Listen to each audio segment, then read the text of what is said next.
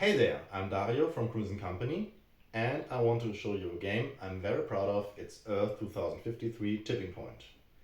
In this game, 1 to 4 players represent different countries, and these countries work together in order to prevent this seesaw from tipping to the pollution side. Players do this by playing project cards. There are a lot, over 100 project cards, and basically each of these project cards costs the credits, which is budgeted to the 9 different needs categories, and players have to manage these budgets and think ahead in order to play the right cards. And depend on which level they increase here, they will get these influence tokens here and other stuff, and this will help them. Sometimes they also can decide to use an icon to flip a card of the same category, which they need to prevent these disasters. So they first have to flip the cards, and then they can dump influence tokens on them.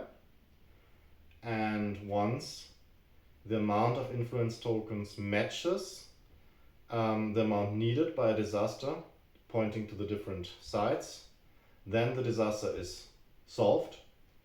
Players get these preservation tokens, and once the whole side here is filled, then all players win together.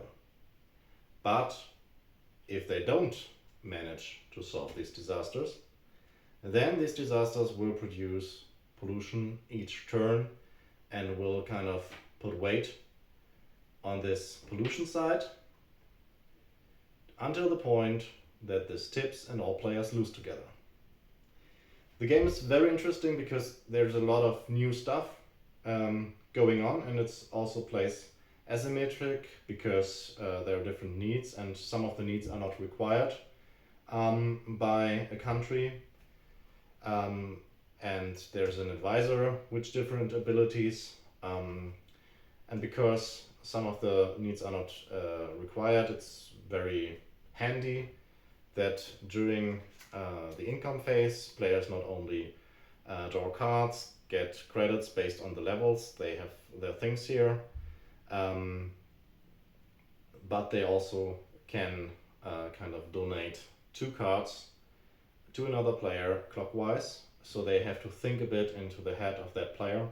That's also an interesting thing.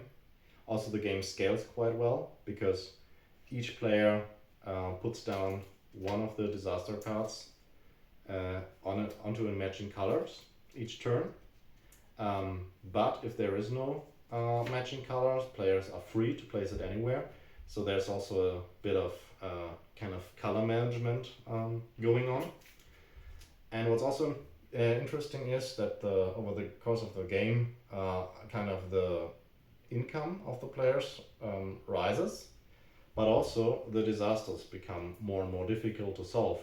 So this is also a very interesting dynamic where players basically try to get their population happy faster than the disasters accelerate in needing these influence tokens.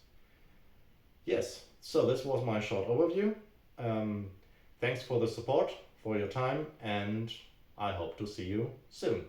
Bye!